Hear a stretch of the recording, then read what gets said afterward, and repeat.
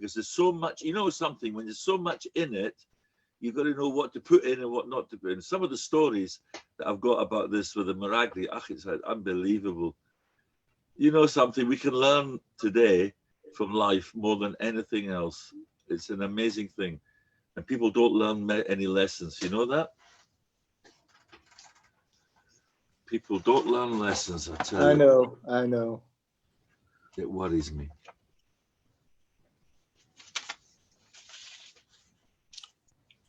I've got my Sforim already. I'm also doing the Zera Shimshon I want to give again, because I want to try wherever possible for a segula. It's a segula for good health and for nachas, for parnosa, for shidduchim, for children, for people who've got children. There's so many problems in the world today.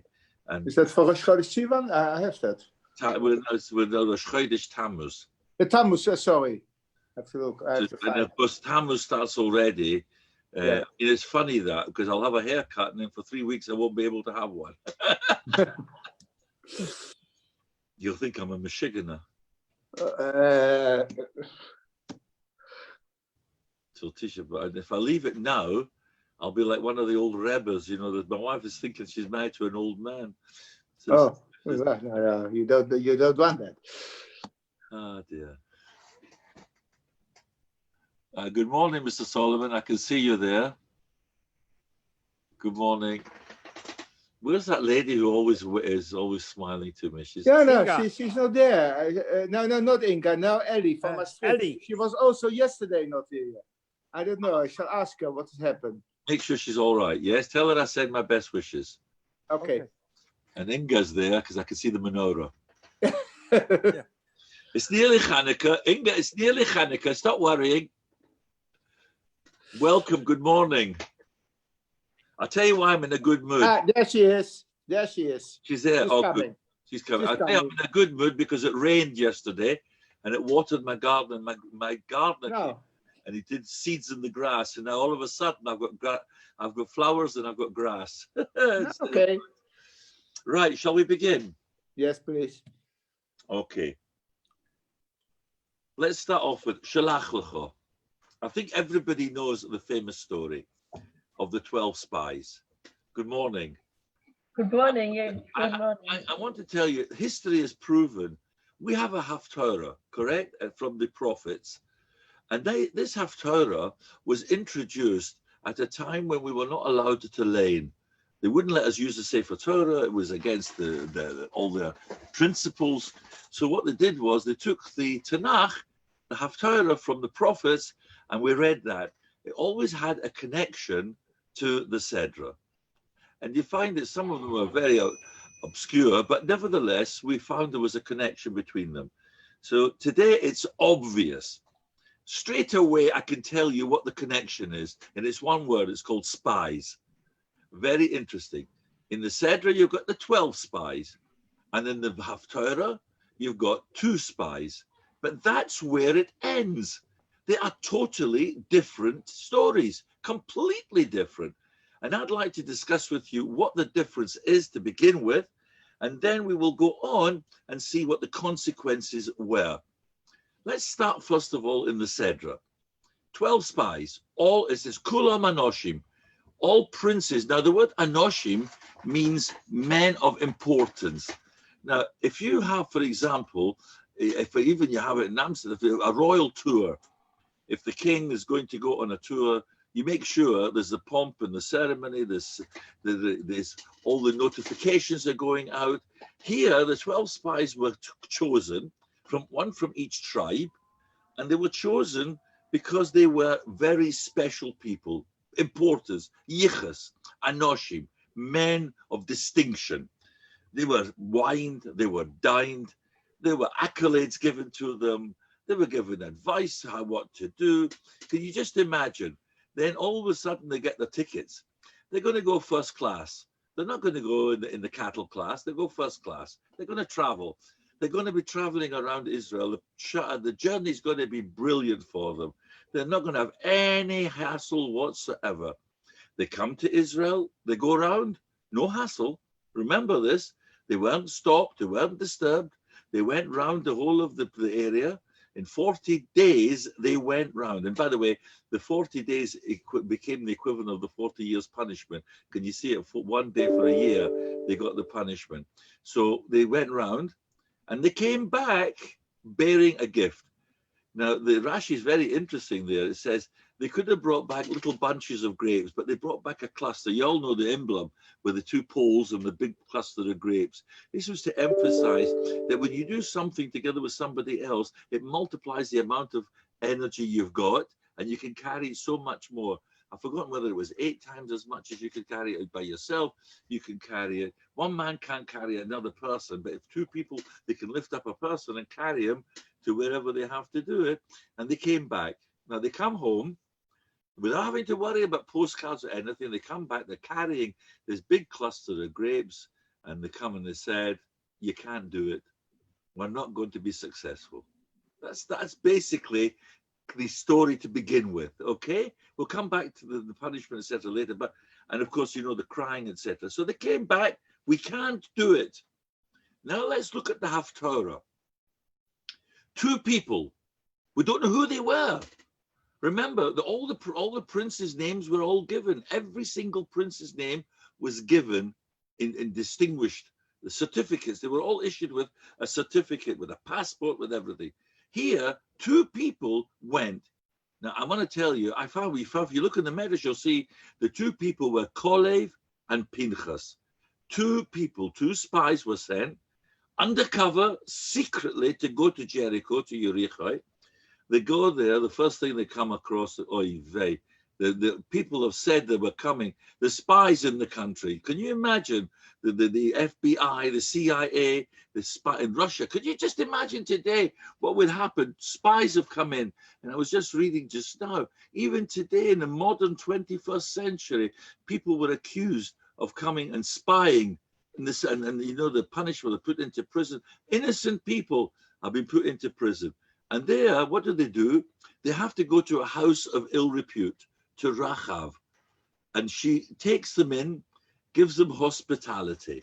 Now, could you imagine the Queen going into a house of, coming to Amsterdam is the best example, and you take her to the red light district. I just can't imagine you would take her there. Can you?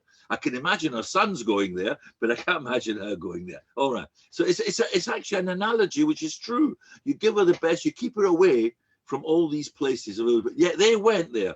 And they found out they were coming, the officers were coming. What did she do? She hid them in the roof under the flax. Now, in those days, flax, which was drying on the roof, was smelling, and they were covered in all this thing. She hid them there. And then they put a red ribbon. Can you remember? She was told to put a ribbon down. She asked them to save for them. She got saved. Then they had to go. They had to hide. Can you imagine? The soldiers are after them. They had to hide. The treacherous journey. And they come home. And what do they say? Remember, Moshe is dead. They have to come back and report to Joshua. And they say, don't worry. It's our land. We'll get it. We'll be able to do it. Now, it's a completely different story here. On the one hand, everything was beautiful and we can't do it. And on the other hand, everything was dreadful and yet we can do it. What is the difference of those 2 sets of spies? So let's start first of all with the spies going out, the 12 spies. And I'm going to tell you some beautiful stories on this one as well, by the way. And it's a very, very interesting story, one, which I found, and it's a scary story. And I'll tell you, they went to Israel, and there they were going in, and they saw something different. Number one, they saw that the people were burying their dead. This is all Medrash, by the way, and they were busy. Remember, they were burying their princes and all the rest of it, because God had made a miracle. And he doesn't do miracles in such an open way. He could just have taken them, shown them. He did it in the way that they were going to funerals. They didn't notice. If there are people at a funeral and somebody turns up at a funeral, and you don't notice everybody there, you just take it for granted because they're in mourning. They were saved, they were everything. But they said something. We're going to have to work. You know, we're no longer got a Moses to come and give us everything. We've got the manna in the wilderness. All of a sudden, it's wonderful. We can learn Torah. But now we're going to have to cultivate the land. We're going to have to work. They didn't want to do that. They didn't want to drop. And I'm doing this in their merit. They didn't want to drop it from their standards. So here we go. And we find, number one, two strange things. There were two spies who were chosen not to be a part of the group. One was Joshua. And what happened was Joshua changed his name. Moshe changed his name from Hoshea to Yehoshua. May HaKadosh Baruch Hu protect you. And the other one was Kalev. They were the two who protected Klal Yisrael. Moshe Rabbeinu chose only one man to give over the name to protect him. Why didn't he do it to all of them? He could have called the princes in. He said, look, I'm going to give you a special blessing, and I'm going to give you whatever you want, your names, ich weiß was, to help you on your way. He did give them the secret code that would, HaKadosh Baruch Hu, his special name, that would protect them if they ever needed it. But he didn't. He only chose Yehoshua. That is the question we've got to find out. Why was Yehoshua the only one which was chosen? So we go in as follows. How did Kalev protect himself? Well, they went to Hebron. What is in Hebron? Do you know what was who is buried in Hebron? The Ovos, Maras HaMachpelah, the cave of Machpelah. Now, Kalev was sent to spy out the land. Is he going? I know that we did a tour many, many years ago to Pinsk, Minsk, to Radin, to go and visit all the graves of the great sages. But here they weren't going grave hopping.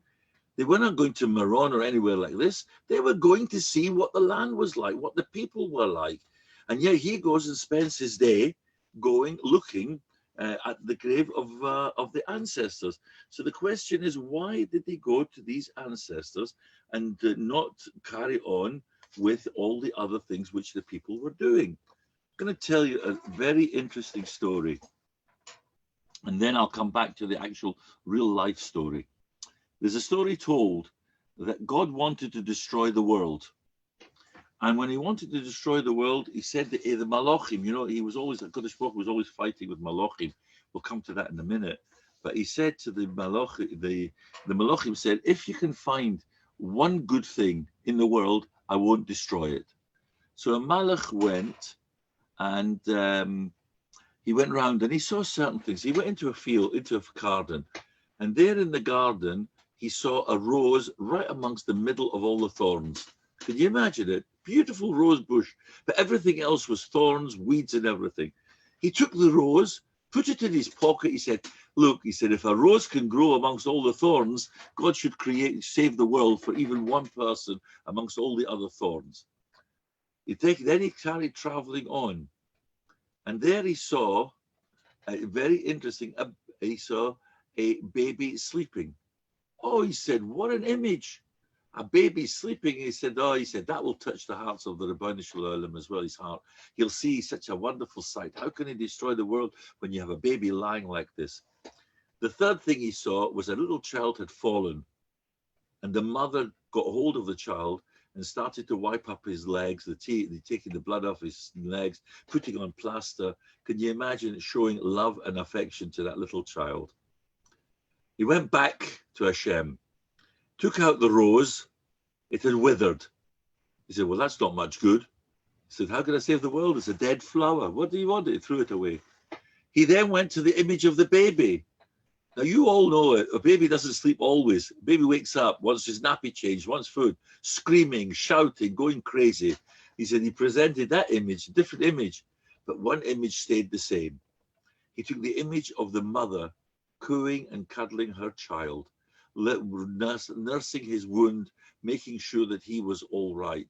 That, says the Rabbi Shalom, the love of the mother is the one I want to protect. That's worth saving the whole world. If we have the mother coming along, an Eishes Chayil, doesn't necessarily be a Jewish, any mother comes along and shows love and affection. Every mother's got a heart, will show love and affection. Now, the story is told as follows, and this is something which, it's very, very strange, this. The story is told of a great rabbi who, and if I can find the origin of it here, it was a very interesting, and he was there was in the olden days in Russia, they used to have to take all the children into the army. You know, there was no easy way out. They were put in, subjected to the horrors of what they did. And this rabbi was able to save many of the children. And he ran and he took the children and he took them around. But all of a sudden, from nowhere came the Russian soldiers and they had to run. This rabbi decided he had to run and hide. He didn't want to get caught up. And he ran into the bushes, into the thick, and he lay down and he covered himself with all the weeds and all the rest of the leaves. Everything was lying there. And thank God the soldiers disappeared. Once, after a little while, he got up and he wiped away all the leaves of him. And he noticed he had jumped in and he'd run into a cemetery. And he was lying under a stone, on top of a stone, which had been covered over with all the trees, leaves, and all the rest of it. You can imagine this situation. Do you know, he looked at the stone. Do you know whose stone it was? It was his mother's. His mother had protected him from the Russian army. Now, you may take that as a story, but, you know, I can tell you, so many of these stories are true. Let me now go to you and tell you, why did Kolev go to Hebron? And while he was there, why did he go? Because he wanted the protection of his parents. He wanted the protection of his fathers and his mothers, of Avram, Yitzchak, Yaakov. He wanted their protection. And that's why he went to offer his tefillah. And that was a very, very important thing that he did. So the question now comes in, why was it only Yehoshua who was actually saved? There's a medrash. It's a very strange medrash, this, because you have to understand it. These people were all princes, okay? They were all great, great princes. And what happened was, HaKadosh Baruch Hu caused a miracle. The miracle was that they were each given the neshama of their ancestors. Reuven's neshama went into his great-great-great-grandchild. Shimon's went in there. Levi was the only one, listen to this, who was not going to get part of Eretz Yisrael, so didn't send anybody from the tribe of Levi to go and spy out the land. So, but his neshama was given over to somebody who didn't have something. Who was it? Yosef had 2 children. So he could only give his neshama over to one. The other one didn't have a neshama to take with him. So Levi gave his neshama over to Yehoshua. So Yehoshua was carrying the neshama of the Leviim with him. And had he come back with an evil report, that would have affected the tribe of Levi, would have affected them, gone right the way back to their source. And he wanted to insist and ensure that even his neshama, Yehoshua became Yehoshua, Hashem would protect him. He needed that extra protection. Right. So now we know they've gone on their journey. And they come back with an evil report. What happens is that the 40 days became 40 years for Klal Yisrael. They were given a punishment. What did he say, HaKadosh Baruch Hu? Bamidbar hazeh, in this wilderness, yiflu pigrechem, v'chol pegudechem, l'chol masifrechem, miben shonim shono v'mala. The corpses will lie in this wilderness. They're all going to die out in the wilderness. We'll come back to that in a minute. HaKadosh Baruch Hu was going to destroy absolutely everybody. And that was a scare from 20 years over. There's Reb Mordechai Kamenetsky brings down, he was a very wonderful man. I always love to tell you stories of Rabbi Kamenetsky. And he lived in Yerushalayim. Now, at 2 o'clock in the morning, he would go through the narrow alleyways of the Sharet Tzedek, and he would spend the night learning Torah and saying Tehillim before he would go to daven, to start davening. One night, listen to this, a half an hour before the 2 o'clock, it was 1:30 in the morning, he fell asleep, but something woke him up. It woke him up much, much earlier. Instead of going back to sleep, what did he do? He jumped immediately out of bed and he sat down and started to learn. Now, this is recorded, by the way, in all their life stories. So afterwards, somebody asked him, Rebbe, why didn't you go back to sleep for at least not till 2 o'clock? as you normally get up. Now, I must tell you, my Yetzer Hara tells me, when I look at my clock and I see it's 5 o'clock in the morning, I certainly don't get out of bed. I have to wait. I'm sorry to say, my Yetzer Hara is greater on this one. I have to still learn it. So he was asked, why did you not go back to sleep? Why did you learn? So he says, I'm going to tell you, he said, and this is recorded, by the way, it's not a Bob and Meiser story. He said, when he was a youngster, he was told that he had a malignant disease which would cut his life short. And by the way, I don't know if I told you the story, and this has actually happened to me. I was chaplain to the hospital in Bournemouth, outside Bournemouth, Barnet, where I used to go when I was called. I was called to the ICU, and the doctor, he said, Rabbi, can you come? We have a lady there who unfortunately won't live the night. Could you come and say the Shema with her? Okay, he was a nice Jewish doctor. I said, all right, I'll come. I went in, and I arrived there, and I go through the door, and here's this poor old lady lying on the bed, Nebuch. She says, Rebbe, kannst du heimgehen? You can go home. Ich starb nicht. I'm not going to die. The doctors verstehen a crank. The doctors don't know what they're talking about. Okay? But you know, the next morning I went back to see her, thinking I'd be the Levaya. She was sitting up in bed, and the doctor turned around and said to me, you know, Rabbi, it was a miracle here last night. We don't know how she did it, but she survived this thing. Miracles happen. So let's take this further, the story. He was told that he made a decision when he was told then that he would go to Eretz Yisrael and he would die and be buried in Eretz Yisrael. And that's what he decided. And he arrived and he went there. He said, ever since then, he says, for these doctors promised me an early death. He says, and for some reason, Hashem kept me alive. He said, and I'm in my 80s. Listen to this. He says, and I'm still alive, Baruch Hashem. But he said, every night when I go to sleep, he said, I'm scared. He said, I don't know whether I will wake up in the morning. I'll wake up whether I'll be alive or chassid. That's why every morning, the first thing I do, I want to tell you, is I say, Moida Ani, thank you, God. Then I get the Times and look and see my name's not in the obituary, so I know I'm still alive. But the fact is, we don't know. We don't know what's in front of us. So he said, what happened was, he says, in the Torah, that the Dora Midbar, that wilderness of Jews, they came out of Egypt. They were punished for the sin of the spies, each one, that every night they would go to sleep. How would they sleep? Listen to this. They dug graves for themselves and they slept in graves. Those who were lucky got out. Those who weren't lucky got buried in their graves. This is something.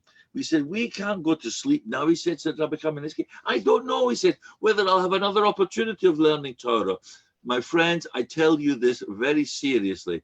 Nobody knows what's in front of us. And that's why it is so important, number one, to protect ourselves, particularly during this pandemic. Make sure that we don't do anything we shouldn't be doing. But number two, to appreciate every single minute, every day of our lives is so important. This was the daughter of the Meraglim. They knew that what had happened was going to cause them. They were all punishable. All the people who were crying, they would have to die in that midbar. None of them went into Eretz Yisrael except the youngsters. And the only two that went in were Kalev and Yeshua. Can you just imagine? They told them the whole generation are going to be completely wiped out. It's scary. It's absolutely. I mean, I think as well, when many, many years ago, and I can't believe it, when I went to Russia. Those days it was Moscow, and then Leningrad it was called. And you thought people there were reenacting. None of them wanted to have children. I said to them, why are you doing that?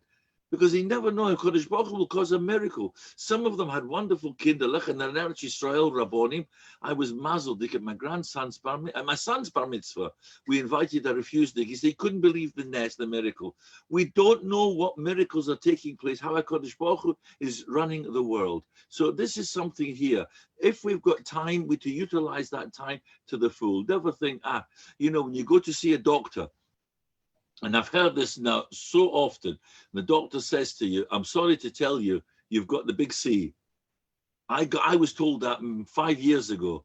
I said, thank you very much. Now you've told me, now cure me. And I went to the Rabbi Shalom Adav, and Baruch Hashem, I can say, as I sit here today, I thank the Rabbi Shalom, it's all clear. But you don't know, people jump to conclusions. Don't. HaKadosh Baruch Hu runs the world, not us. He is the one in charge of it. So this is the Dora Midbar. So he said that they would. So Mordechai said, to him, he said his bed was his grave, and that's why he had to do it. He says it's only the chus to wake up alive. He says that I jump out of bed to serve the Rabbi Shalom. You know what as a chus that is for everybody, that we wake up every time in the morning, and that's why we should actually think about it. Now let's go and see as follows. So we've told you the story that this man, and we went and he found that he was in Nebuch in his mother's grave. She protected him. We always think about this of protection, and I've told you this many times that our parents protect us. I don't know if I told you this about the word yichas. If you remember the yichas, that's so important that it's the one in front that makes all the people who go behind us millionaires. We're all zeros. Unless our children carry on from where we left off, we're nothing. But if our children take over from us, we become important. We can become part of the millionaires, the billionaires. We become part of the history. That's why we're compared to a tree. Eitz Chaim hi. We're a tree. Why? Because if the roots are solid, the bough gets better solid. If you see that, then you've got the fruits. The fruits are the children. That's the next generations. The branches are our families. And we should always understand that and take this. So we've now decided why the Kolev went to Hebron. The Jewish mother, he went to visit him. We see that the Haftarah, the connection is as follows. Let me ask you something. At the end of the Sedra, you know, it's a wonderful thing. The end of the Sedra's got the Parshat Tzitzis, correct? Parshat Tzitzis. What's the connection between Tzitzis and the spies? There's certain phrase there. And here's the phrase that applies to the spies. Don't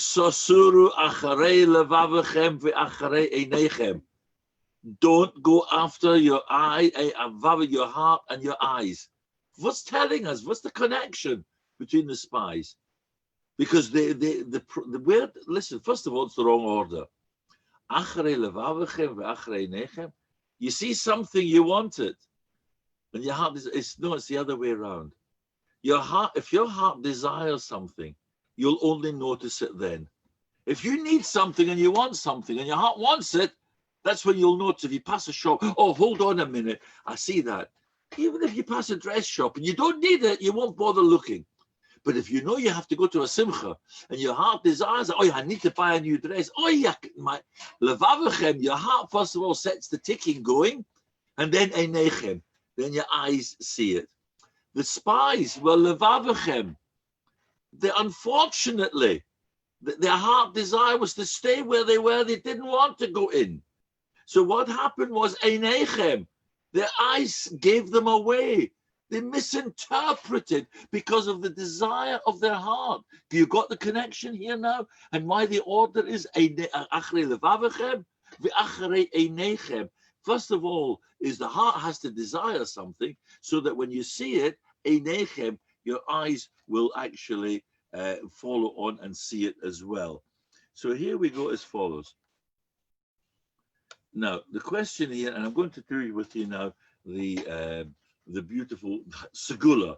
I want to do the Zera Shimshon, the beautiful segula that the Rabbi Shalom could have caused miracles. And by the way, I don't know if you know, when they came back, Kolev, how did he get them to know what was going on? It's very interesting. Vayas Kolev says, hush, hush. Do you see the word there? Vayas, he hushed them. He said, we can do this. They nearly stoned him, poor fellow. But you know, it's an interesting thing. Moshe Rabbeinu decided he has to come along and he has to defend Klal Yisrael here again. Every time his life was not important to him because he said, they're more important to me. Moshe Rabbeinu was worried. Now, this may sound very, very strange to you, this. Do you know that in Malachim, there are Malachim, and in the Malachim, that they would always argue with HaKadosh Baruch Hu. Can I take you back to the creation of the world? You know the story by the Medrash brings down. HaKadosh Baruch Hu says, I'm going to create man. And the Malachim came along and they said, you can't do that. You're asking for trouble. They'll cause you nothing but agmas nefesh. And they went wrong. They were not wrong. They will give you Lashon Hara, they will give Matzah Shemra, they will give Neva, everything. You don't want to do that. Keep away from them. Don't create man. Whereas the other Malach, he said, no. If you create man, and that, by the way, I refer man to human beings, then you will be creating chesed. Because look at the chesed that you're doing. And by the way, this is something Nager to me today. And I'm preaching this over and over to people who are listening to me. I don't want the world to go back to the way it was before the epidemic. Before the coronavirus, nobody knew who anybody was. They didn't want to know who their neighbors were. And I always give this once in an analogy. Man has reached the moon. We've got spaceships upstairs in stations upstairs, right outside of the world. They're living up there. Tell me something. Have we ever crossed the road and asked our neighbor if he's got everything they need for this, during before the pandemic? Do we know who our neighbors are? Do you know what their names are? Do you know who your next door neighbor is? When they moved in, did you drop in a cake or something to say Shalom Aleichem, welcome? A nechtiken tog. You didn't even bother opening your door. You barricaded yourself in. I'm not talking about you, by the way. I'm using it as an analogy. We've changed now. Chesed has come back into the world. And I've told you, chesed is different from tzedakah. We're not doing tzedakah. We're doing chesed. There are many, many people who are alive, who are wealthy, who are comfortable, but unfortunately can't get out of their homes. They've got to go, they can't go shopping. I've had so many of my kids, it's unbelievable, my friends phoning me up, we're going to this shop, we're going to Tesco, do you need anything? I mean, I can tell you now, my wife seems to think that we're going to be eating for the rest of our lives. I've got enough storage here. So I've said, no, finished. They couldn't believe it. We've got absolutely everything we ever needed. And, you know, it's an amazing thing. Yesterday, for the first time, I actually went out. I hadn't been out for 4 months. I went with my daughter to a shop. They looked at me, they thought I'd gone in the epidemic. They didn't, they thought I'd gone because I'd never seen me. I said, no, we were just taking it carefully. But, you know, to walk into a bank with a mask on and gloves on, I think it's rather frightening, saying, I want some money, please. You know, it's a bit of a scary thing to do. But, you know, the chesed that's come into the world, have a look and say, Eilu devorim she'ein lohem shi'ur. There's no limit to what we do. We eat the Paris in this world, and the Kern Kayemis Lalam Abba, what are they? Kibud Avva'im, the respect. What are we trying to teach people? We're isolated. We're teaching people respect for each other. That's the number thing. Kibud Avva'im. I must tell you, Halvoya Sames, we can't even go to a Levaya. We have to do it through a computer. That's how it's changed. Hachnosas Achim. When was the last time we had visitors in our home sitting at our table? It's breaking my heart. We haven't got them here. Halvoyas Amed Ian Tfila. When was the last time we went to shul and davened with a minyan? It's gone at the moment. Hachnosas Kala. The amount of problems that's caused, I can't tell you. I've got reports here from the police that they're fining so many people. They're making chastas without permission, because they're not isolating themselves. It's a chaval. Kids want to get married. Kids don't want to sit around. They don't know when it will be safe. So they're doing it illegally, which is a tragedy. But there's going to be a time that they're doing it. They're showing them a serious nefesh for people to want to do these things. Once this is all over, will we take our part and do our bit for these people? Or do we turn around and say, it's not my business? When somebody comes to you and says it's for Achnosas Kala, do you know the number of people that are young Kalas who's unfortunately have lost family in this pandemic, who don't know whether they will have a chasna or not now, because they'll never be able to afford it? We've got so much achrayas. This is the time where we don't move back. We still continue saying the chesed. And this is something which I think is completely different. So HaKadosh Baruch Hu created us for that reason, for chesed. This is the thing here. But please note, you'll notice HaKadosh Baruch Hu says that he asked us, that I said, he went and asked, he took advice. Now the question is, could he go against the Malachim? Was HaKadosh Baruch Hu powerful? And they were arguing. This is an interesting thing, this. And the Gemara comes along and he says as follows, Because when it says Hashem was angry with Klal Yisrael, he said, and what did he say? He says, don't kill them. Don't destroy the Klal Yisrael. It'll cause a chilul Hashem. What will be the chilul Hashem? The world will say you brought them out of Mitzrayim. You couldn't help them. You got rid of them. You had a blip. So what did you do? You destroyed them, and then you started all over again. Will that be so? What will happen? You slaughtered them in the wilderness. Now the Gemara in Brachas takes us deeper into the background.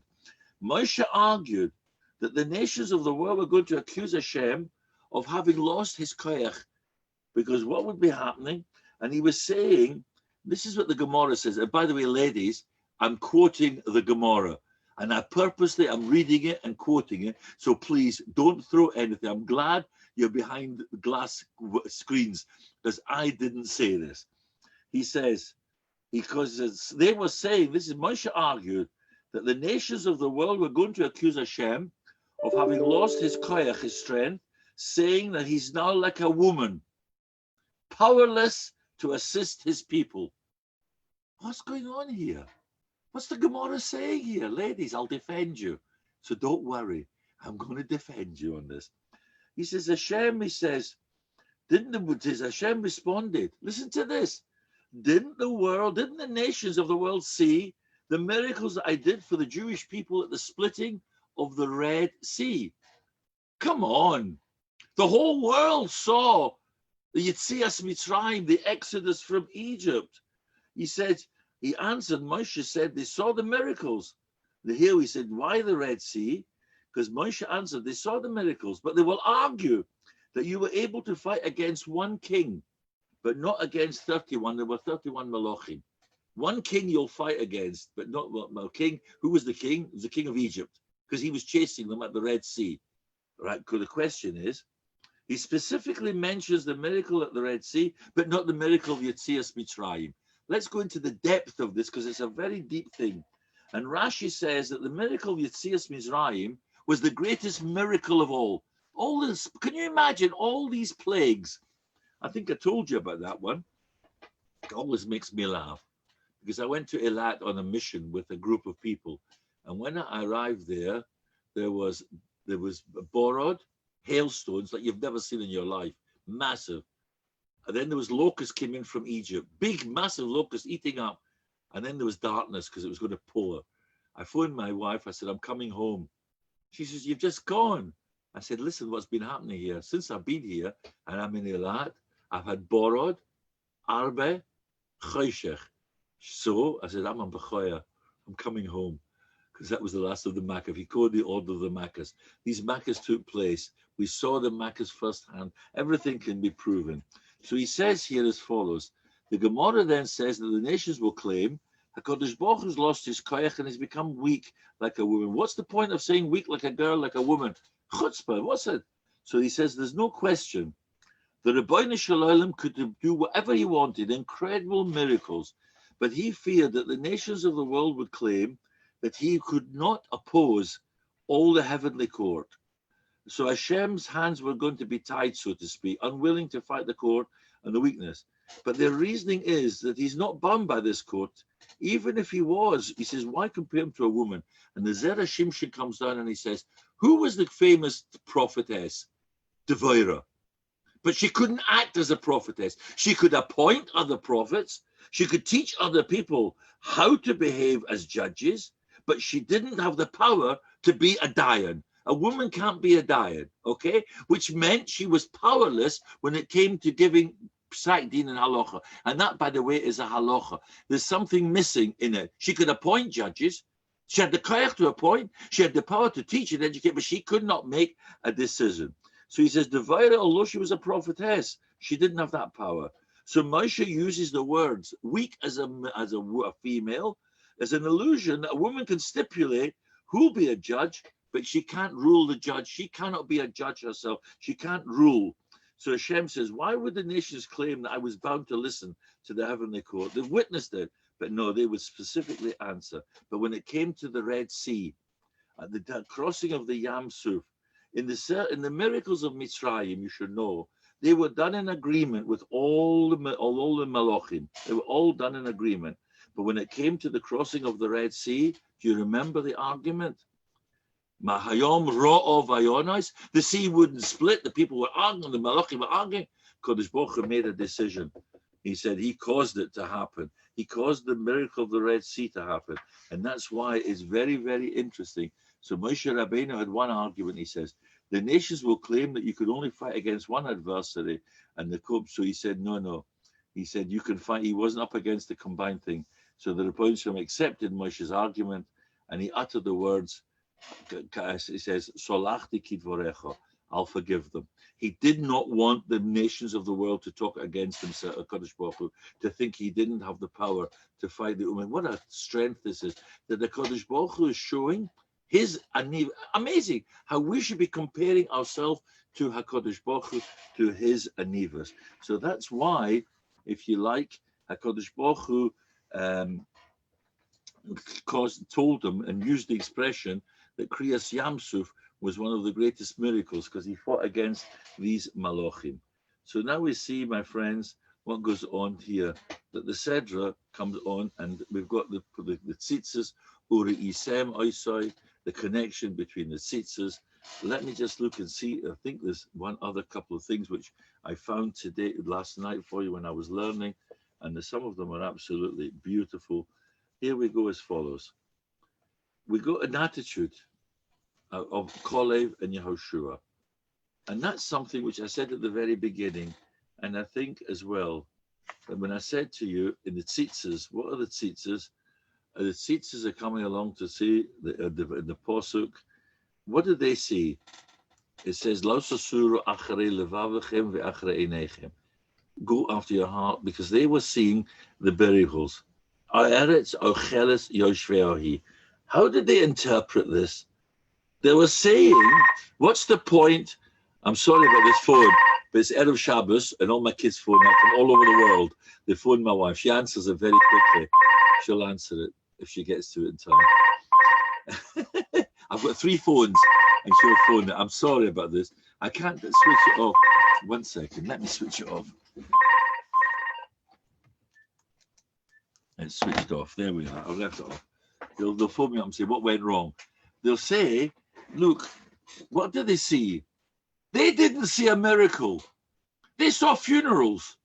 What are they saying? Eretz ocheles yoshvehi. It's a land that devours its inhabitants. They went after their eyes. Unfortunately, they saw something, but they couldn't understand. This was a Kodesh Baruch Hu causing a miracle for them. I mean, I must tell you that this frightened me as well when we had one day at the beginning of this pandemic, and it's an amazing thing how Kodesh Baruch Hu was sending us messages. There were 20 Levias, one after the other, in one day, and included there were some Gedolim, some Rabbonim, Choshev Rabbonim, people Balabatim. Eretz Ocheles Yoshvehi, it was a plague that was eating up. Now, if you're a visitor and you saw all these sort of things, what would you say? I don't want to live here. It was all unfortunate. It's a pandemic. It's all over the world. But could you just imagine if it would only be in one place, what they would have thought, what they would have said? They were going out. They were going after their eyes and not after their hearts. Their heart's desire was to live here comfortably. They would then have gone and inquired, what's going on? Why is it happening? This is what the problem has always been here. They're turning around and saying, Eretz Ocheles Yoshvehi, but they were looking at something also. They were, again, the world is divided up into 2 parts. There is the physical and the spiritual, the Gashmias, and there's the Ruchnias. How were they looking? They were looking at the Gashmias. They were looking at the physical. This is something here, that the atmosphere here, it says, that they were Mamleches Kodi V'Go Kadosh, and they saw, he says, as a manifestation, they could have seen it as something Ruchnias. What they didn't see was the Kedushas Ha'oretz. They didn't see the sanctity of the land.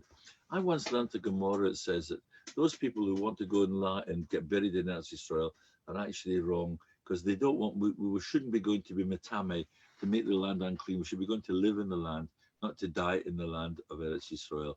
But unfortunately, is lo sasura acharei levavechem ve'acharei einechem. The man's desire, what was their desire? Their desire was to live in the physical world, not in the ruchnisdika world. Their physical world was composed all ruchnias in the midbar. It was a ruchnisdika world. but they were scared they were losing it all. They were going after their hearts and after their desires. They didn't want to take the challenge. So you can see how great people from the top can fall right the way down. Here they were at the very beginning, Kulam Anoshim. They went out thinking we'll be able to do it. They didn't. They went out with an attitude, we're not going to succeed. Now, I said to you, they went to Rachab. Rachab was actually chosen by Kodesh Baruch Hu because she wanted to become a Gioris. We have some great Gioris. We have some great women in the Torah. She helped them. They did everything. And she actually, she was saved, became, somebody said she married Yehoshua. I think that was how it was in the end. It's an interesting thing, this, and I've got to find the source for that. But the fact is, if you will look and you will see that the tzitzis in the beginning and it said to the Meraglim at the end is a reason for this. What is the reason for the tzitzis? And I found something here. Again, it's as follows. That the Chasam Sofer, beautiful word, he says the numerical value of tzitzis al kanfei bigdehem. Now you take the letters, take the value of the letters, add them up together, amounts to 182. And it's equal to Yaakov. It's equal to the name Jacob. And the Chasam Sofer says that Yaakov had two names. He had Yaakov and he had Yisrael. All right? What's he telling us? He's telling us that the dual application is estranged by its derivation, but they're opposites. But nevertheless, they are part of the way we have to integrate both. Let me explain to you. Yaakov came from the word akev, a heel. The lowest part of the body, the heel. Yisrael is Sar, princes, the top part. You know, there was the Berditchever Rebbe.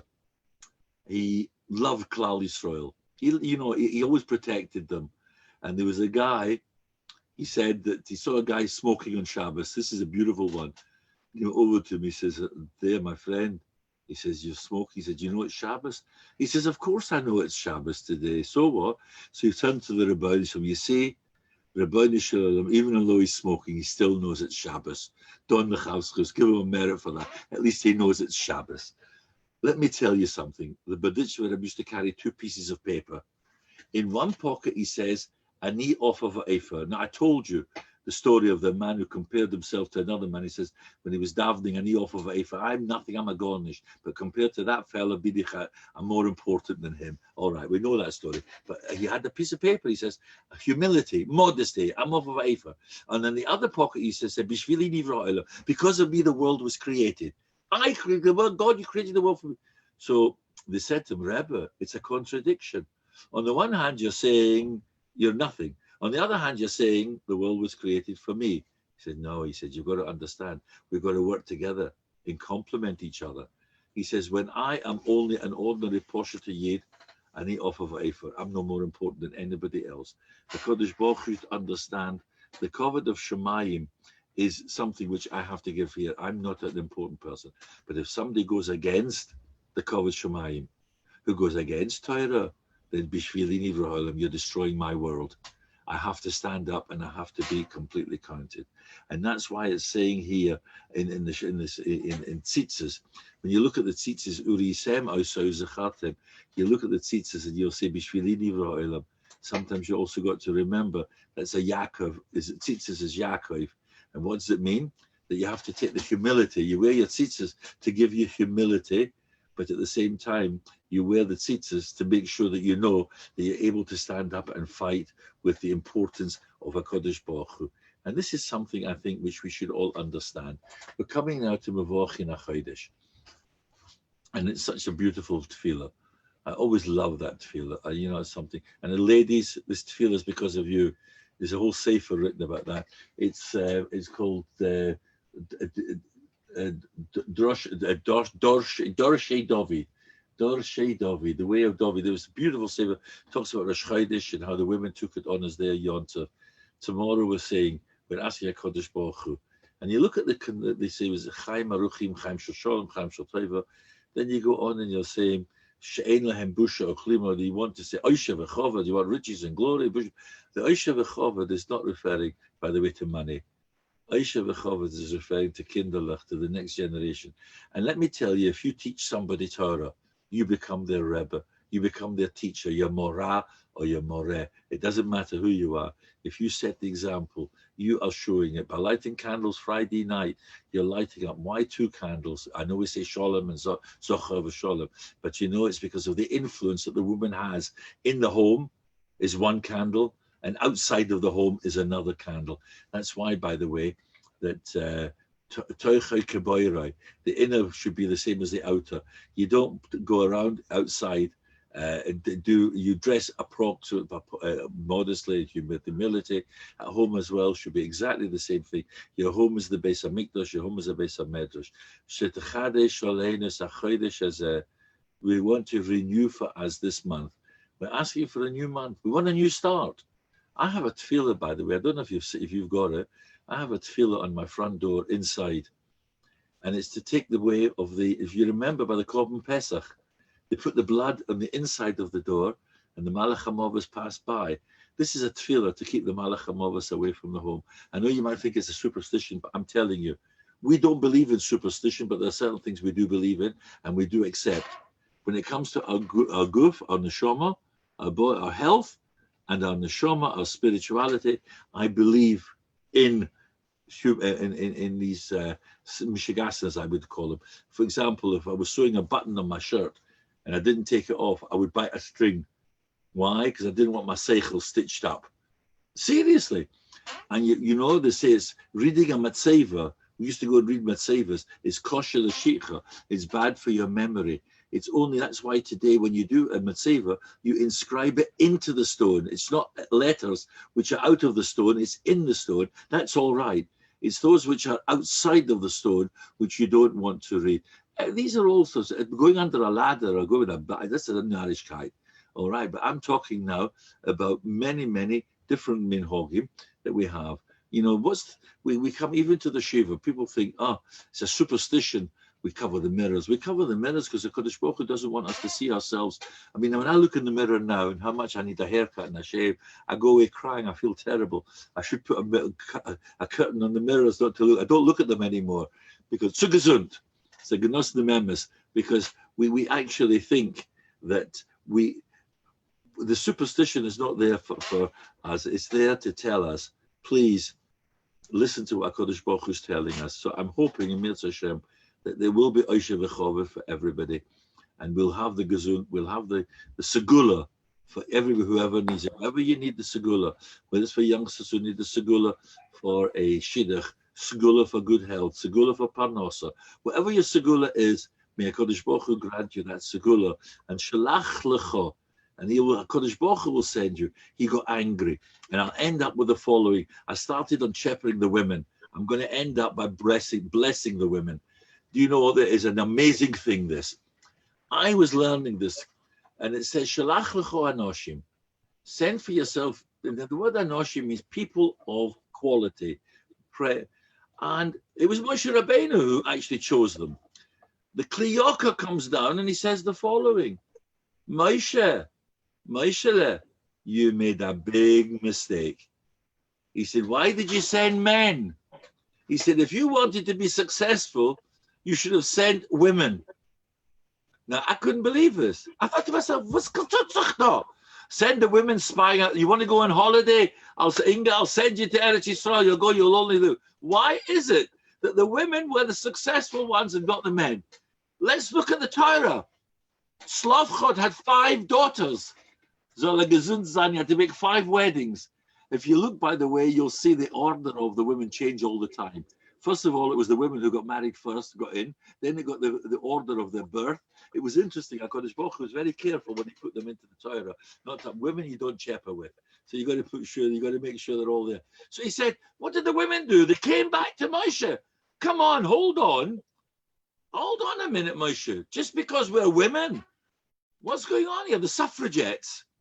Now Moshe knew the answer, but he said, I'll ask HaKadosh Baruch Hu. He said, why did he do that? Because he wanted to give them the zechus. that they would actually inherit Eretz Yisrael as well. He wanted to show that the women were an integral part of Klal Yisrael. He said, I'll take the blame for what I'm saying now. But the Kli Yakar said, they looked on Eretz Yisrael as something special. They couldn't see any faults in Eretz Yisrael. If ever there was a fault, they would look at it and see the reason behind it. They would understand it. Women are very intuitive. What did you get? You got 2 pieces of knowledge and 8 pieces of bina, of understanding. Of this is that we got knowledge, but with very little understanding. Have a look at it. We learn, but how much understanding have we got? Believe me, I can go and I can argue on this. I'll argue for my rights later, but not now. So the women were praised. HaKadosh Baruch Hu said, you should have sent the women. They would have come back. Said, we want the land. We'll do the land. We'll get the land. It's interesting that Yehoshua sent 2 spies. What did he ask them to see? He asked them to see what's the attitude of the people. Would you think they're worried about us coming? And the answer is yes. Because the fact that they were trying to kill them and get rid of them, they didn't want to take the report back that they could do it. And he said, if that's their attitude, they're scared of us. If they're scared of 2 spies, they must be scared of Klal Yisrael. We'll manage to do it. Whereas the other one went back and said, they don't care about us. They're just carrying on. They're taking the attitude, we'll never succeed. You see, it's how you look at it. It's how you look at the story. Have you got a half full cup or a half empty cup? I know when it comes to a glass of wine, I've just got room for more. That's how you look at it. And this is the attitude we have to take. There's room for improvement. There's room for more. So ladies, gentlemen, I want to wish you a good Shabbos, a good Chodesh. And please understand, there are many lessons I brought into the Seder today.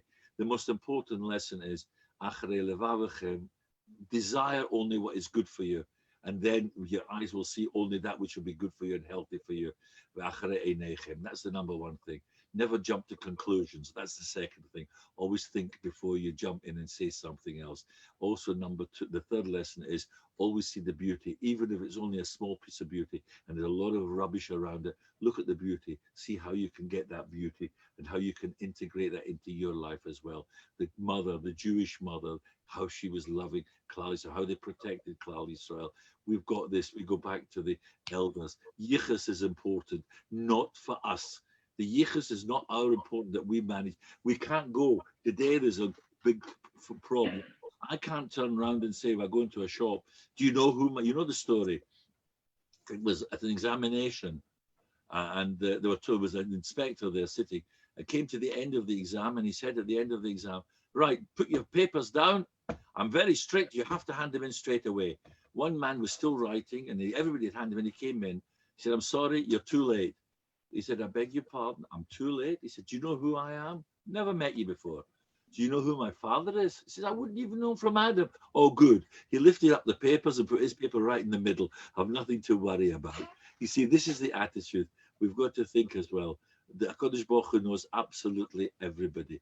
And that's why we've got to be very, very careful. HaKadosh Baruch Hu knows us, and we've got to know HaKadosh Baruch Hu. So I hope in Mitzvah Hashem that your tefillahs will truly be answered. I hope you've enjoyed the shir today. I've enjoyed giving it to you. Lots of messages, lots to think about.